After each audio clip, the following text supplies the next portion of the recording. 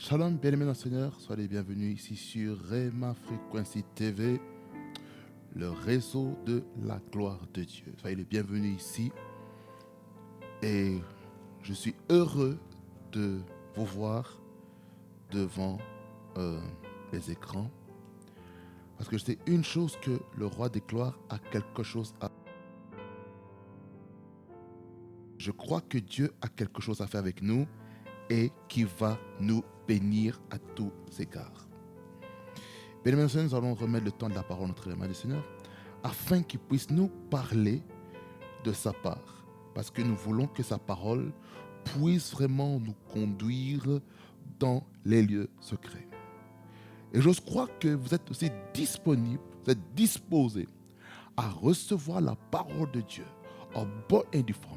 Parce que Dieu a une parole pour vous, mon bien-aimé. Amen. Nous prions. Seigneur Jésus-Christ, je te remercie, je te loue, Seigneur, toi le roi des gloires. L'éternel fort et puissant, le Dieu qui nous amène à comprendre, Seigneur, les oracles qui viennent de toi. Le Dieu des esprits des prophètes, toi qui es présent au milieu de nous. Une heure dans ta présence suffit pour changer une vie. Un temps prophétique suffit. Tu peux tout changer. Emmanuel. Seigneur, règne avec nous, Seigneur, en ce moment. Règne avec nous car nous avons besoin de toi. Parle au travers ton serviteur. Oint l'orateur, oint le prédicateur, afin qu'il communique tes oracles en bonne et due forme, au nom de Jésus-Christ, que la chair soit suspendue, au nom de Jésus-Christ, et qu'il soit conduit pleinement par le Saint-Esprit, au nom puissant de Jésus, que j'ai ainsi prié. Amen. Amen, bien-aimés Seigneur, nous allons dans notre vif du sujet. Nous allons aller dans Galates, chapitre 5, vous en doutez bien, le verset 16 et le verset 22, qui nous dit ceci. Je dis donc, marchez selon l'esprit et vous n'accomplirez pas les désirs de la chair. Le verset 22, il nous dit ceci, mais le fruit de l'esprit, c'est l'amour, la joie, la paix, la patience, la bonté, la bienveillance, la foi, la douceur, la maîtrise de soi. Amen. Est-ce qu'on peut acclamer le Seigneur sans le commentaire de qui que ce soit?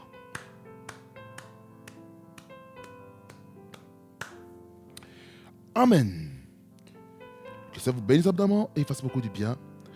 Et c'est votre première fois, partagez aussi la parole autour de vous parce que Dieu a une parole pour vous. Et pour ceux qui ne connaissent pas encore Jésus-Christ. Car Jésus-Christ veut que tout homme soit sauvé et parvienne à la connaissance de la vérité. Cette vérité se trouve en Jésus. Cette vérité est là pour nous affranchir.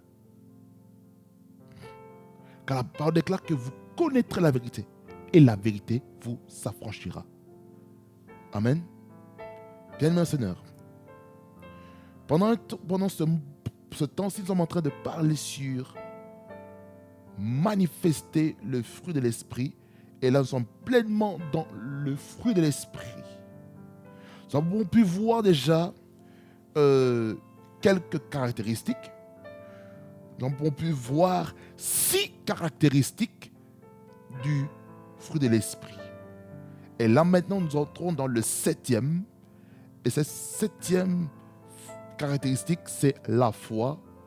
Dans d'autres versions, on parle de la fidélité. Vous savez que la foi est quelque chose de capital à avoir dans sa vie. Écoutez, qu'est-ce que la foi? La foi vient du mot grec pistis. Et la foi, en fait, c'est la confiance que nous avons vis-à-vis de Dieu. On le fait confiance. La foi, c'est toi-même qui as confiance en Dieu.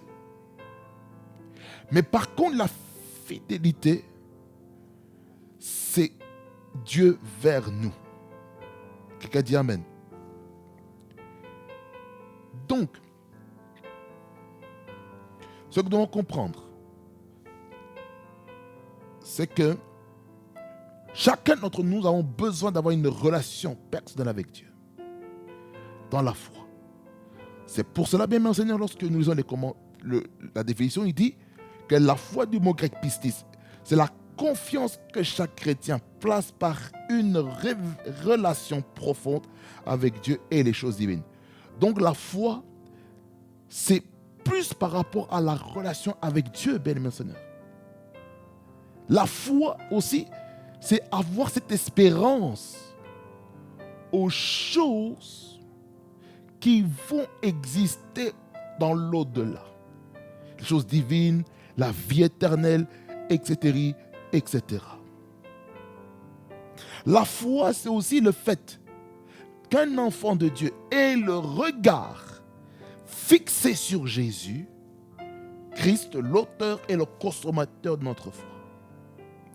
Donc, on ne peut pas manifester la foi sans avoir le regard fixé sur Jésus-Christ, qui est l'auteur et le consommateur de notre foi. Nous avons besoin, chaque jour, de lui faire confiance, d'avoir les yeux fixés sur lui, et non les yeux fixés sur les choses qui sont passagères, sur les choses qui vont flétrir, mais nous voulons avoir l'espérance des choses qui vont demeurer d'éternité en éternité. Quelqu'un dit Amen ici. Donc, Hébreux 12, verset 2, il nous dit ceci. Mais pour un meilleur contexte, nous allons prendre le verset 1er et le verset 2. Il nous dit ceci. Nous donc aussi, puisque nous sommes entourés, environnés d'une si grande nuée de témoins, rejetant tout fardeau et le péché qui nous enveloppe si facilement, et courons avec persévérance dans la carrière qui nous est ouverte. Et le socle du message se trouve ici au verset 2. Il dit, ayant les regards sur Jésus qui suscite la foi et l'amène à la perfection en échange de la joie qui lui était réservée, et il a souffert la croix, méprisé l'ignominie, et s'est assis à la droite du trône de Dieu. Voyez, il dit déjà au verset 2 de Hébreux 12, il dit, ayant les regards sur Jésus, qui suscite la foi et l'amène à la perfection. Donc on comprend ici, bien aimé Seigneur, que la foi doit se faire au nom de Jésus-Christ et non en notre propre nom. Est-ce que quelqu'un comprend ce que je suis en train de dire ici maintenant? La foi se trouve en Jésus-Christ. La foi se trouve en Jésus-Christ parce que Dieu veut faire des choses nouvelles avec nous. Écoutez, lorsque nous n'avons pas la foi fixée sur Jésus, nous allons faire des choses qui sont hors gamme, hors jeu. Nous serons hors jeu. Pourquoi? Parce que nous avons fixé le regard sur autre chose que Jésus. On ne peut pas être un enfant de Dieu si on n'a pas le regard fixé sur Jésus. Jésus-Christ, il est le chemin, la vérité et la vie. Nul ne vient au Père, ne va au Père que par Jésus. Je vous parlerai le mois prochain sur la révélation du tabernacle à la lumière de Jésus-Christ. Je vous parlerai vraiment en profondeur sur certaines choses, certains éléments du tabernacle à la lumière de Christ et vous serez bénis. Je ferme la parenthèse. Pour dire quoi? Que lorsque Jésus-Christ, il est le chemin, la vérité et la vie, nous aurons la foi facilement. Cette foi-là amène quoi? Le salut. Cette foi-là amène quoi? La nouvelle naissance. Cette foi-là amène quoi? La conversion. Cette foi-là en Jésus-Christ amène quoi? La repentance. Cette foi-là en Jésus-Christ amène quoi? Le renoncement des œuvres mortes. Cette foi-là amène quoi? Amène à renoncer au péché. Oh man, guide prokoto kakaska. La foi en Jésus nous amène à vivre dans la sainteté, dans la sanctification. La kabunde lebraka sakata. La foi nous permet de saisir les richesses spirituelles afin de le rendre palpable dans notre vie. Ce qui signifie, bien sûr, notre foi ne doit pas être fixée. Notre foi ne doit pas être accentuée sur les choses charnelles, mais nous devons avoir la foi qui est focalisée sur les choses célestes. Beaucoup d'entre nous, nous fixons les regards sur les choses matérielles, l'argent, oui. Le travail, le mariage, oui. Mon bien-aimé, ma bien-aimée, la question que j'ai pour vous, c'est quoi? Est-ce que ces choses-là vont déterminer votre éternité? Non, je ne pense pas. Alors, nous devons avoir les regards fixés sur Jésus. Si nous-mêmes n'avons pas de regard fixé sur Jésus, ça veut dire que nous avons un problème. Et Jésus veut que nous puissions avoir les regards sur l'agneau de Dieu, l'auteur et le consommateur de notre foi. Et si nous n'avons pas les regards fixés sur Jésus-Christ, lui qui est l'auteur et le consommateur de notre foi, nous serons complètement néants. Nous aurons des problèmes. Raison pour laquelle un enfant de Dieu doit être cette personne qui a la foi sur Jésus, qui doit avoir la foi sur ses promesses. C'est pourquoi le Hébreu chapitre 11, il nous parle des témoins, il nous parle des héros de la foi. À partir du verset 4 jusqu'à vers la fin, on parle des héros de la foi. Mais les 3 premiers versets, on nous parle un petit peu de qu'est-ce que la foi qui dit que la foi est une ferme assurance des choses qu'on espère et une démonstration de celles qu'on ne voit pas. Pour l'avoir possédée, les anciens ont obtenu un témoignage favorable. N'est-ce pas? Donc ça veut dire que cette foi-là doit nous pousser à avoir cette confiance, cette assurance aux choses qu'on n'a pas encore vues de nos yeux. Parce que lorsque nous lisons Hébreu 11,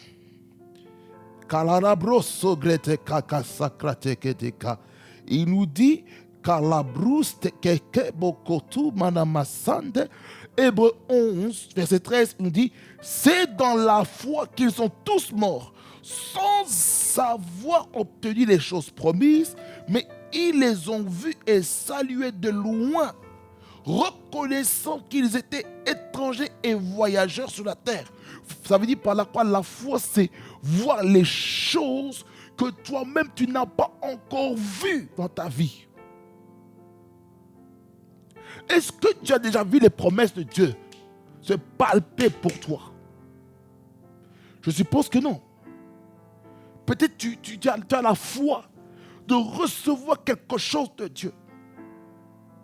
Mais tu n'as pas encore reçu. Mon bien-aimé, ce n'est pas encore trop tard, mon bien-aimé. Ce n'est pas encore trop tard. Jésus-Christ est avec nous. Jésus-Christ, il est le chemin. Il est celui qui nous donne cette assurance de la destinée et de notre salut. Quelqu'un dit Amen. La foi, c'est le fait de croire aux choses que nous ne voyons pas avec nos yeux physiques, mais avec les yeux spirituels. Ça veut dire que tu ne peux pas demander la foi si tu veux voir les choses avec tes yeux physiques, comme Thomas. Thomas a voulu voir de ses yeux physiques pour croire que c'était Jésus qui était ressuscité. afin que lui, qu'il puisse mettre sa main dans son côté qui a été percé et mettre ses doigts sur ses mains qui étaient trouées, y compris qui étaient percées, ainsi que ses pieds. Et Thomas, à cause de son incrédulité, son nom ne fut même pas trouvé dans les actes des apôtres en train de faire des choses puissantes. Qu'est-ce que ça veut dire? Ça veut dire que lorsque nous savons Dieu, nous devons enlever toute incrédulité. Ces choses-là peuvent nous empêcher de vivre des grandes choses avec Dieu. Hébreux 11, 1er à 3. Nous remontons encore au-dessus. Et il nous dit ceci. Or, la foi est une ferme assurance des choses qu'on espère, une démonstration de celles qu'on ne voit pas. Pour l'avoir possédé, les anciens ont obtenu un témoignage favorable. Ça, ce sont les deux versets que je vous ai lus tout à l'heure. Je vous ai dit de tête. Maintenant, le troisième verset, il dit ceci. C'est par la foi que nous reconnaissons que l'univers a été formé par la parole de Dieu. En sorte que ce qu'on voit n'a pas été fait des choses visibles. Donc nous comprenons ceci que la création a commencé par le monde invisible pour le rendre visible. Donc, cette foi-là que nous devons cultiver en tant que fruit de l'esprit, c'est de nous pousser à croire, à faire confiance en Dieu par rapport à ses promesses.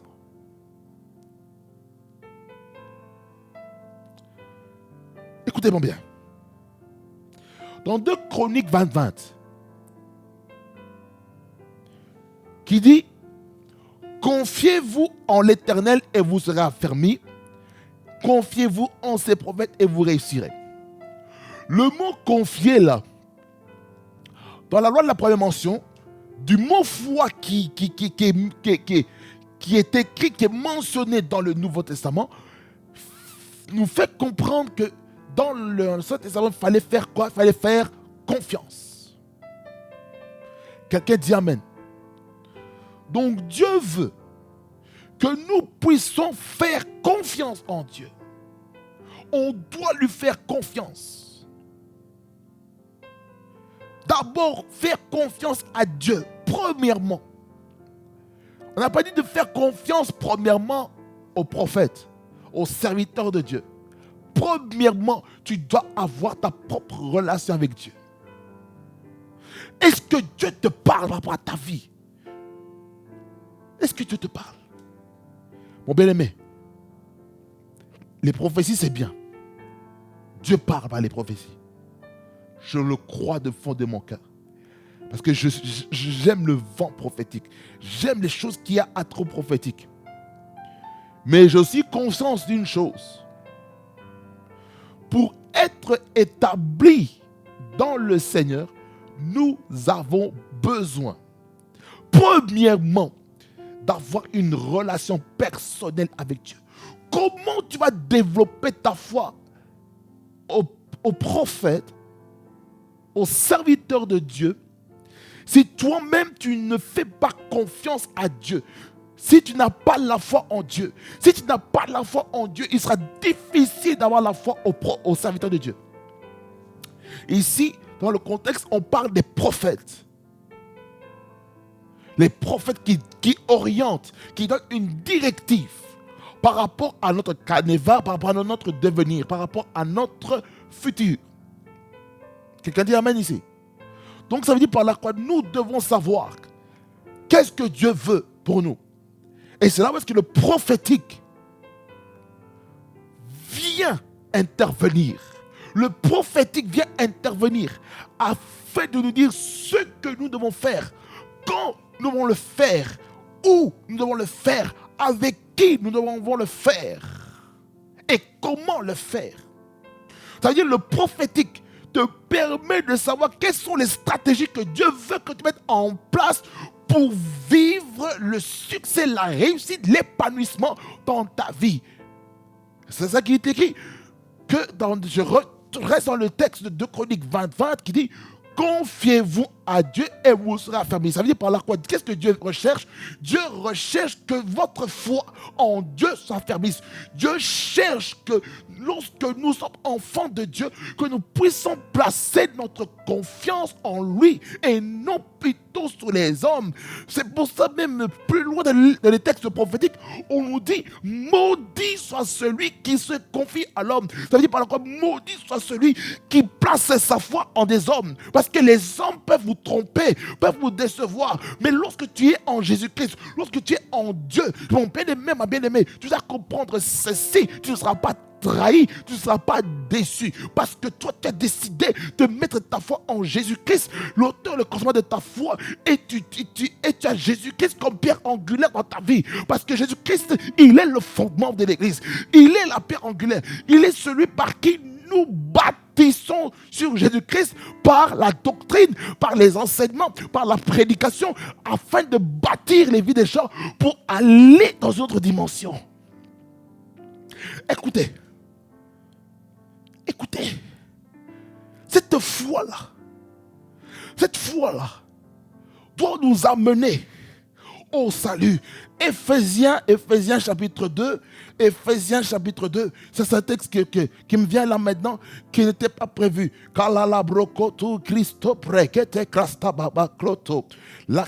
Éphésiens 2, le verset 8, il dit: car c'est par la grâce que vous êtes sauvés par le moyen de la foi.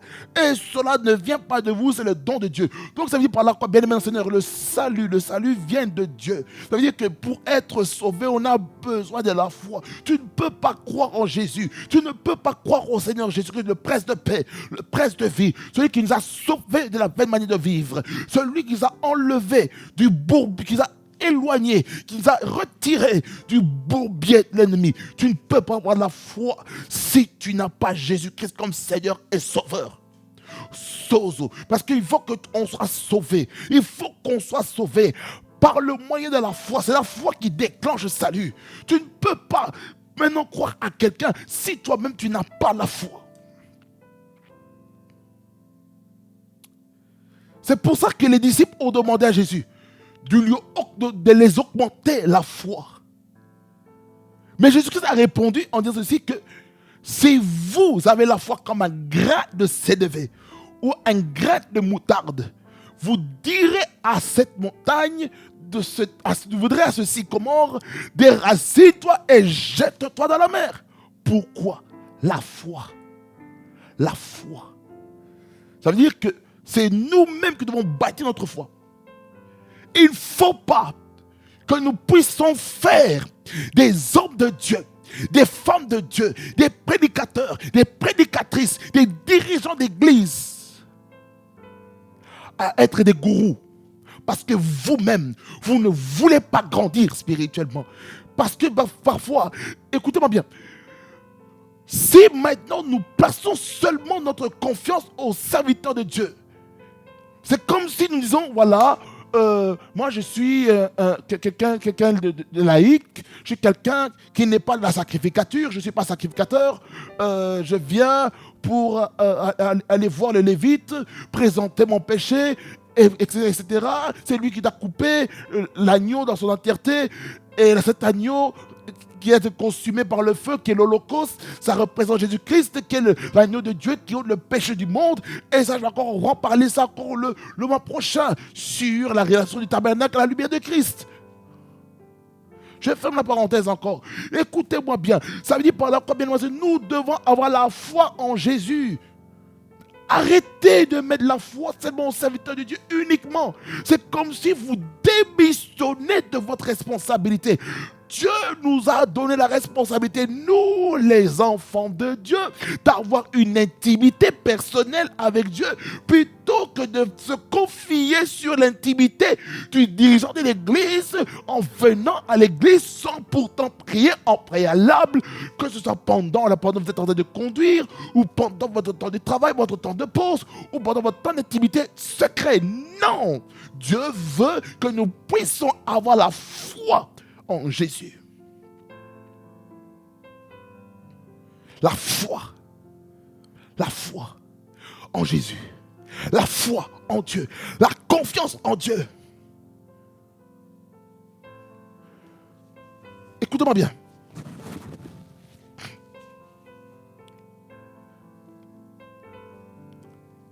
Abraham, avant qu'il devienne Abraham, Jésus-Christ Dieu lui a dit dans Genèse chapitre 12, premier jusqu'au verset 3. Voilà, jusqu'au verset 4. Je vais un peu lire quelques portions qui nous parlent un petit peu de la confiance que Abraham avait lorsque Dieu a appelé Abraham. Regardez ce qu'il est écrit.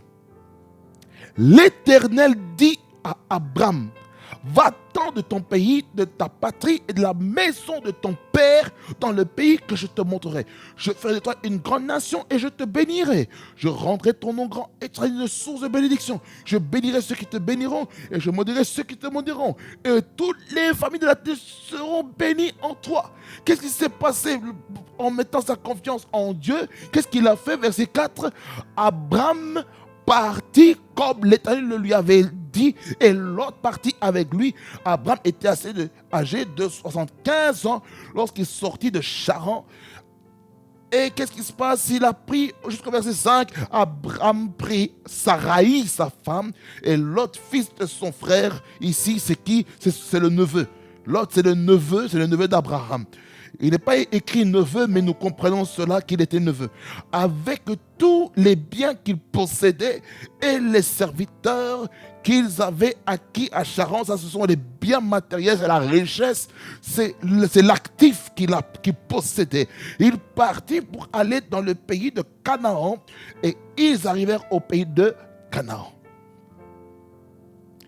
La confiance. Voyez, la confiance. Lorsque Abraham devait sacrifier son fils Isaac, ça c'était l'épreuve de la foi. Le sacrifice. Mais je ne vais pas entrer là-dedans. Pour vous expliquer ceci, vous devez comprendre que Abraham, il a fait confiance à Dieu. Parce que dans l'histoire, on voit Isaac qui pose la question, j'ai le bois, j'ai le couteau, j'ai tout ce qu'il faut pour le sacrifice, mais où est l'agneau du sacrifice? Je paraphrase. Et puis, qu'est-ce qu'il dit Abraham maintenant à Isaac? L'Éternel pourvoira. Voyez? Donc il a fait confiance à Dieu. Voyez? La confiance, c'est la foi. Alors, il faut comprendre encore une chose, bien mes seigneurs, par rapport à la foi. C'est que la foi doit nous pousser à manifester les œuvres. C'est que dans Jacques 2, versets 14 à 18, il nous parle de la foi avec les œuvres et la foi sans les œuvres. Nous lisons Jacques 2, versets 14 à 18. Qu'est-ce qu'il nous dit? Jacques 2, 14 à 18. Il nous dit, mes frères, que sert-il à quelqu'un à quelqu'un de dire? Que sert-il à un homme de dire qu'il a la foi s'il n'a pas les œuvres? Cette foi peut-elle le sauver? Si un frère ou une sœur sont nus et manquent de la nourriture de chaque jour, et que l'un d'entre vous leur dise, allez en paix, chauffez-vous et rassasiez-vous, et que vous ne leur donniez pas ce qui est nécessaire au corps, à quoi cela sert-il? Il en est ainsi de la foi. Si elle n'a pas les œuvres, elle est morte en elle-même. Mais quelqu'un dira, toi tu as la foi et moi j'ai les œuvres. Montre-moi ta foi sans les œuvres et moi je te montrerai la foi par mes œuvres. Voyez? C'est plutôt le verset, oh God, le verset 18 qui m'intrigue. Donc, il y a la foi. Il y a la foi sans les œuvres et il y a la foi avec les œuvres. Ce qui veut dire que la foi se démontre.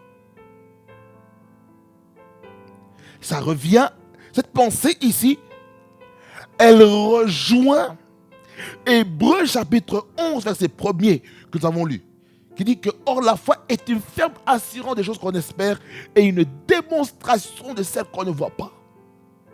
Tu n'as pas encore vu le miracle, mais mon bien-aimé, démontre déjà que tu as déjà le miracle sans voir le miracle. On t'a dit que tu vas signer un contrat. Mon bien-aimé, place ta foi en postulant dans les entreprises. Place ta foi. Place ta foi. Place ta foi. Place ta foi en Jésus. Place ta foi en Jésus. Ça veut dire que tu dois démontrer ta foi. Tu ne peux pas dire que, oh non, moi j'ai la foi, mais tu ne la démontres pas. C'est ça le drame que nous avons au sein de l'Église.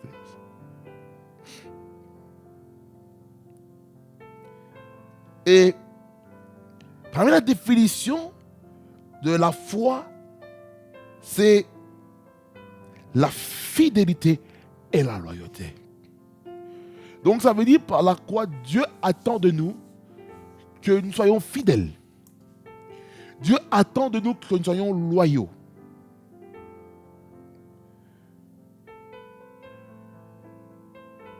Dieu attend de nous.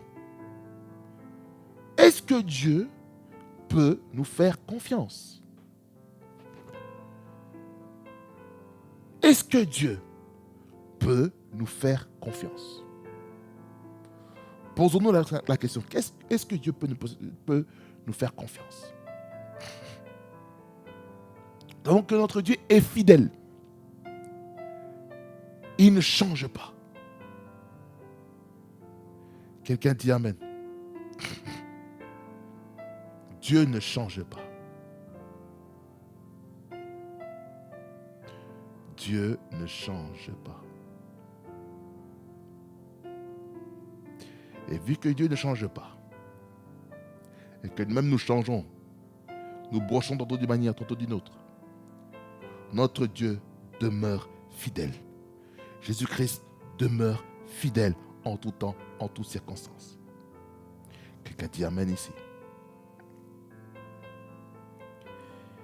Lamentation, je vais lire 4 textes et puis nous allons clôturer notre message.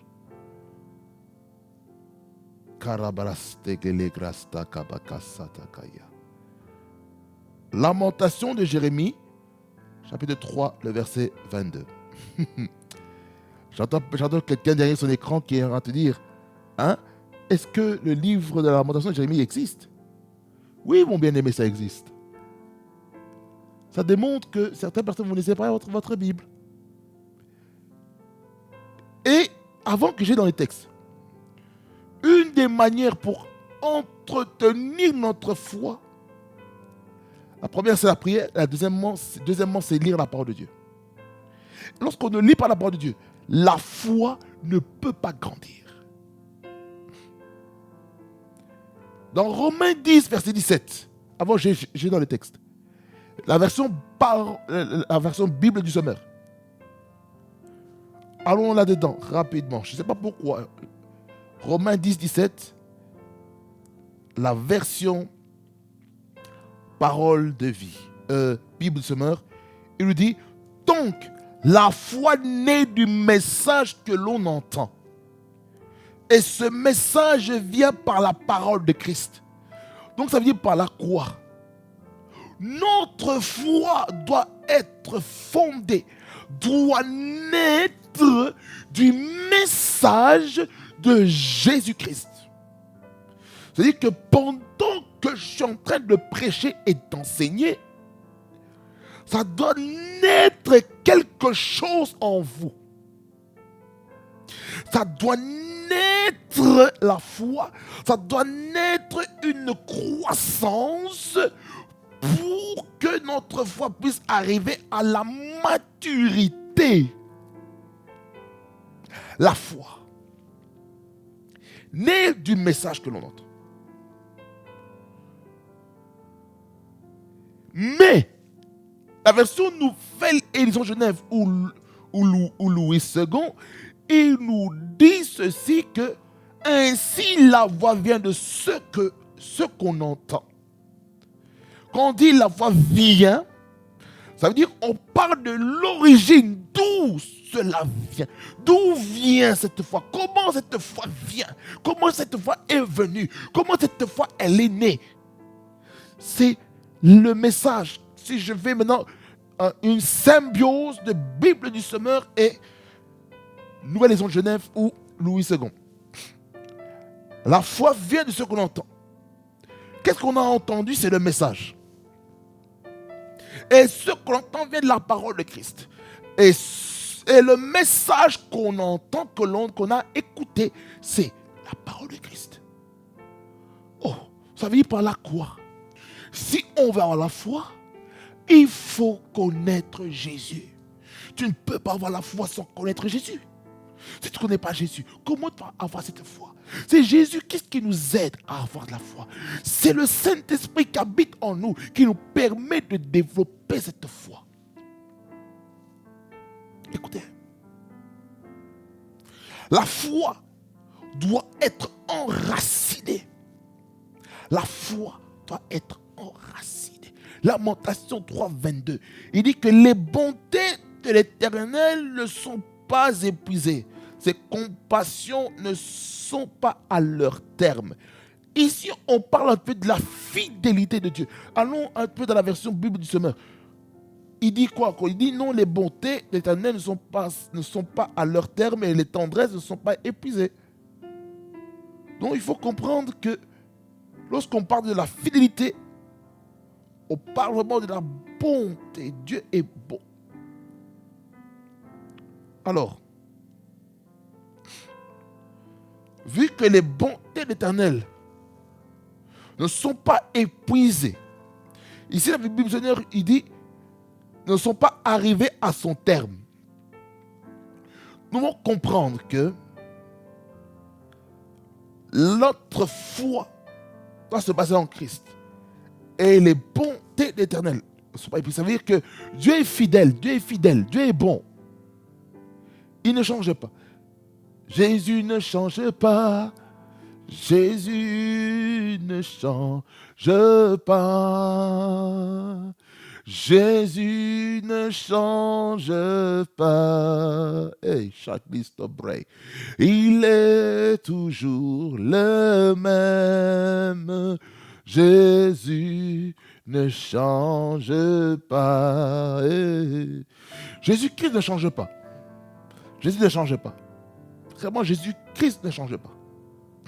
Vu que Jésus-Christ ne change pas, ayons cette assurance en Jésus-Christ, notre Sauveur.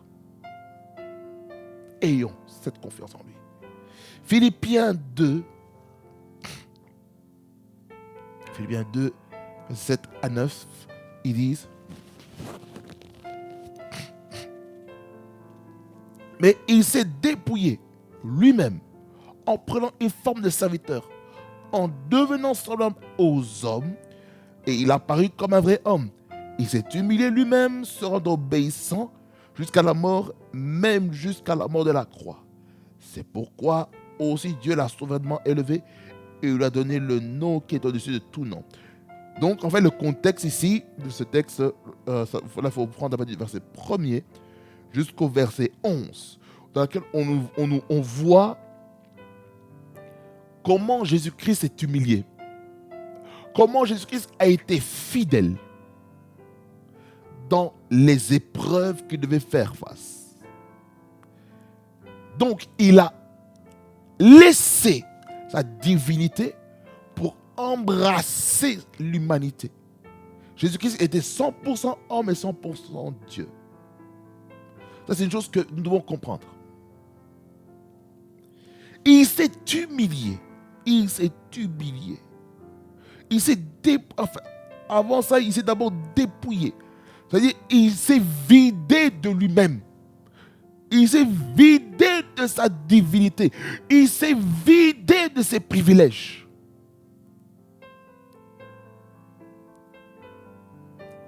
Et il a pris la forme d'un serviteur, d'un doulos, d'un esclave. C'est quelqu'un qui n'a pas de volonté.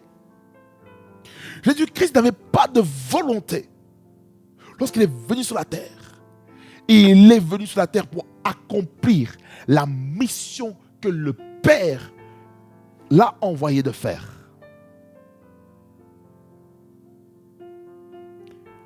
Il s'est dépouillé, premièrement. Comment? En prenant une forme de serviteur, afin d'être semblable aux hommes.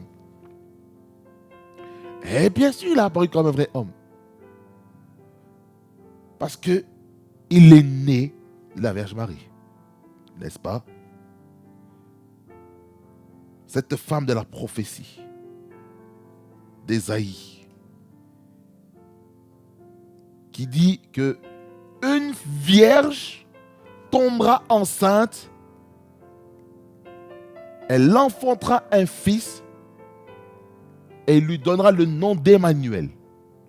Emmanuel qui veut dire Dieu avec nous, ou Dieu est avec nous. Verset 8, il dit, il s'est humilié lui-même. Donc, première chose, il s'est dépouillé de lui-même. Deuxièmement, il s'est humilié. Et cette humilité s'est manifestée comment? Par l'obéissance jusqu'à la croix. Non par le processus depuis son vivant, depuis environ l'âge de 30 ans jusqu'à environ la 33e année et demie. Pendant ces 3 ans et demi de ministère terrestre, il a accompli la mission de Dieu parfaitement, dans la volonté parfaite pour la rédemption de l'humanité. Et bien aimé, cette mort là, lorsqu'il a été rendu obéissant jusqu'à la mort, qu'est-ce que nous devons encore comprendre, bien aimé Seigneur? C'est qu'il a accepté de mourir sur la croix pour nous. Cela a été la récompense de sa fidélité dans la mission que Dieu le Père a confiée à Jésus-Christ pour la rédemption de l'humanité entière, du passé, du présent et du futur. C'est que Jésus-Christ a dû se sacrifier sur la croix pour notre salut. Par ricochet de cette obéissance, cette fidélité à la mission, il a été récompensé. Comment? C'est pourquoi aussi, verset 9, Dieu l'a souverainement élevé. Ça veut dire quoi? C'est l'élévation. Bien aimé dans le Seigneur, ne cherchons pas l'élévation par nous-mêmes. Laissons Dieu nous élever. Je répète encore, laissons Dieu nous élever. Laissons Dieu nous élever. Ce n'est pas à nous de décider quand Dieu va nous élever. Ce n'est pas à nous de dire, oh non, moi je veux que Dieu m'élève de telle manière. Non, ce n'est pas à toi de décider. Oh non, moi je veux être élevé rapidement dans le ministère. Oh moi je veux être vraiment élevé rapidement dans la notoriété dans l'église.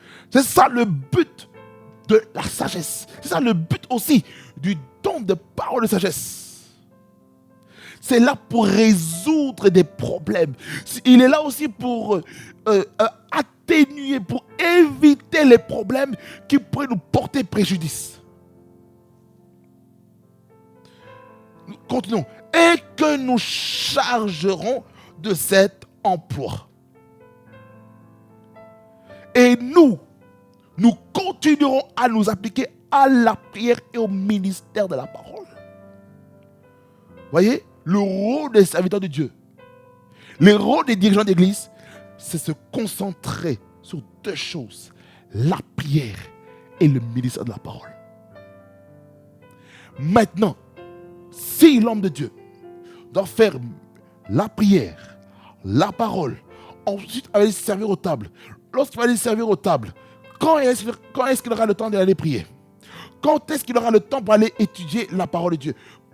Pour s'appliquer à ce que la parole de Dieu doit être prêchée en quantité et en qualité, puisse affecter les vies. Quand est-ce qu'il va aller intercéder pour les gens qui vont venir à l'église avec des problèmes, des soucis de tout genre, de toute situation?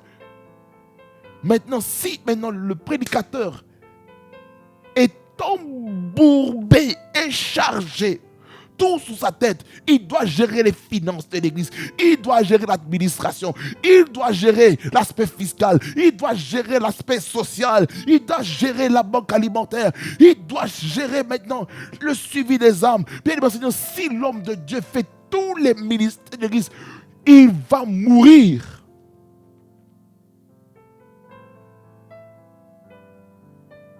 C'est pour cela, Jéthro, le beau-père de Moïse, dans Exode, on voit l'importance de déléguer la responsabilité aux 70 anciens, afin que les 70 anciens puissent avoir la portion de l'esprit qui se trouve sur la tête de Moïse, pour qu'ils puissent assurer la charge sociale, mentale, morale, émotionnelle, affective, financière des membres de l'église. Mais lorsque le cas devient compliqué, ramenez-la au pasteur, au leader titulaire. Dans ce cas-là, je ne parle pas de Moïse. Ce qui veut dire ici à l'église, nous devons déléguer la responsabilité. Lorsqu'on délègue la responsabilité, on va connaître une prolongation ministérielle. Voilà pourquoi il faut former les gens. Il faut former les gens, il faut former les prédicateurs. Il faut former les modérateurs des cultes. Il faut former les futurs leaders, les futurs responsables, les futurs de l'église. Il faut investir dans la jeunesse. Il faut investir dans la nouvelle génération. Il faut que l'ancienne génération puisse transmettre les valeurs intrinsèques par lesquelles ils ont marché durant toutes leurs années de leur christianisme.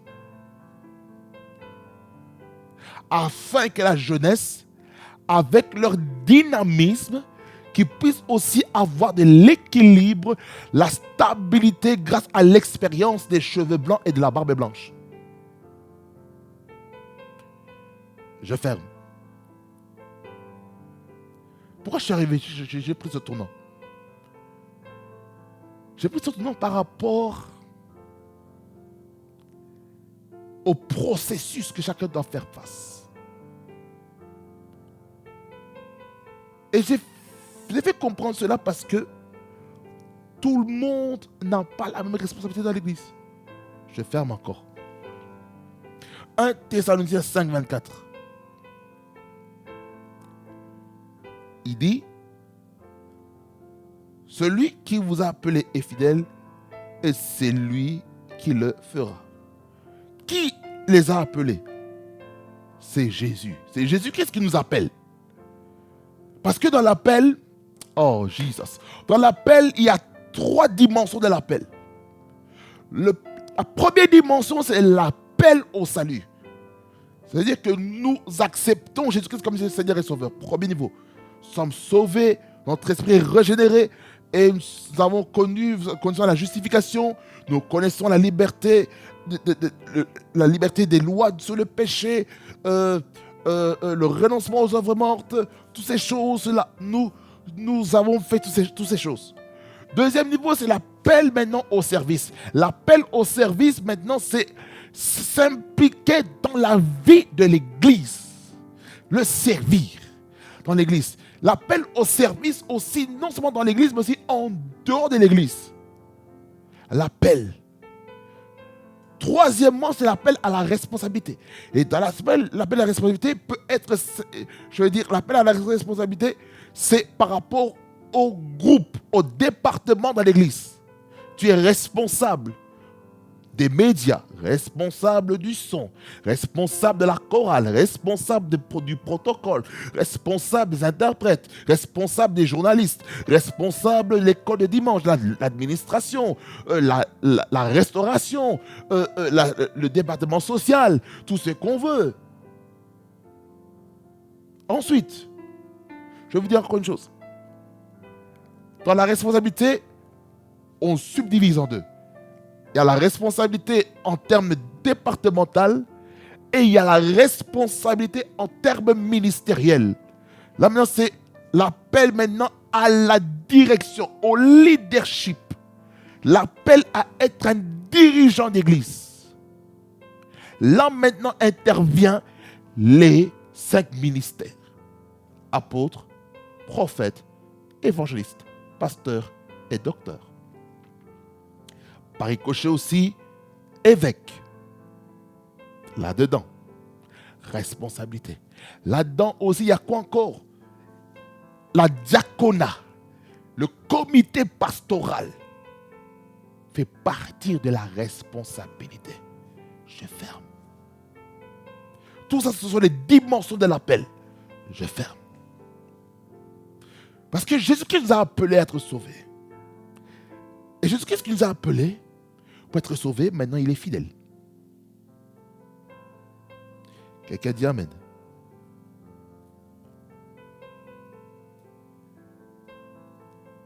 Et Dieu nous appelle à nous préparer à l'enlèvement, à le rencontrer.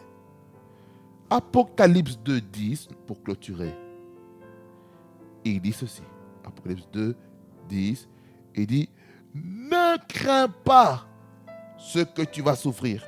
Voici, le diable jettera quelques-uns d'entre vous en prison, afin que vous soyez éprouvés, et vous aurez une tribulation de 10 jours.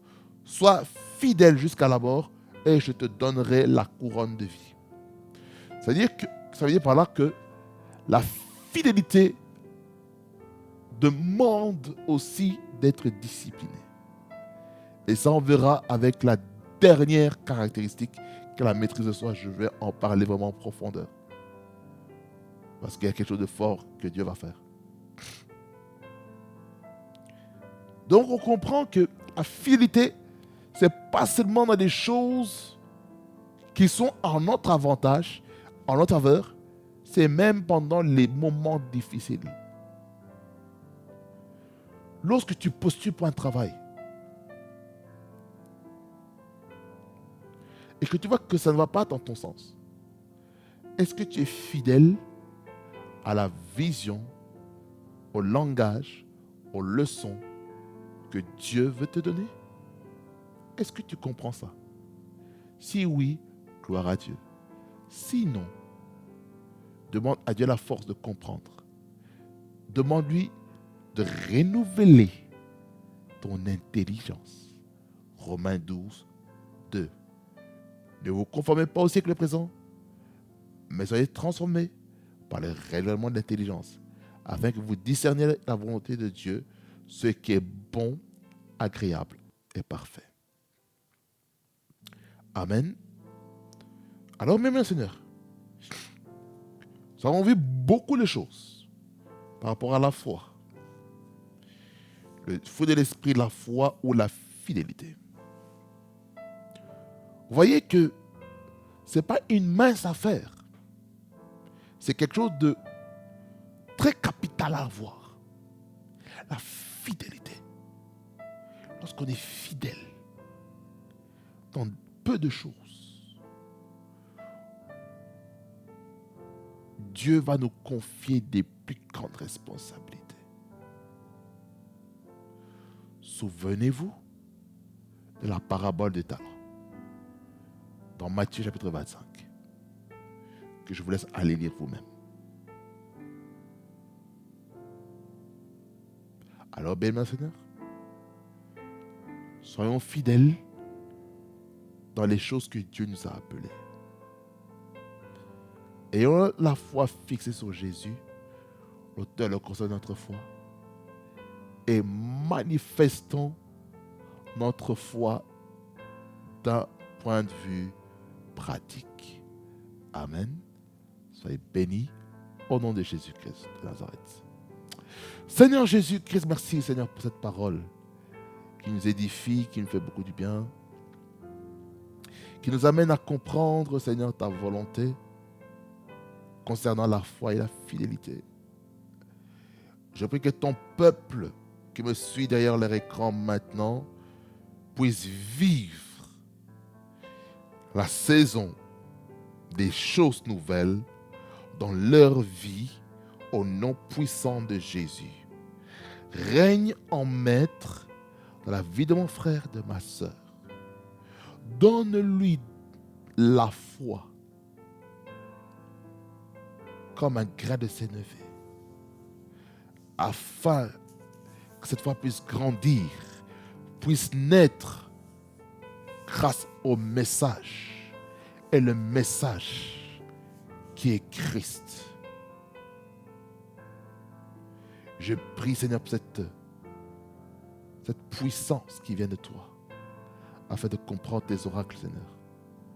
Que cette parole soit enracinée dans les cœurs. Au nom de Jésus. Amen. Bien, Seigneur, que ça vous bénisse abondamment, fasse beaucoup de bien. Et on se voit au prochain numéro pour parler de la douceur. Oh, la douceur. Voyez la douceur, comment c'est bien. La douceur nous permet de faire des choses merveilleuses, n'est-ce pas? Alors, bien-aimé Seigneur, soyons au bon endroit. Amen. Rema Frequency TV, le réseau de la gloire de Dieu. Soyez bénis au nom de Jésus-Christ. Et n'oubliez pas, Jésus-Christ vous aime. Il a besoin de vous dans l'arche du salut. Amen. Soyez bénis au nom de Jésus-Christ notre Seigneur. Alléluia. Gloire à toi, Seigneur.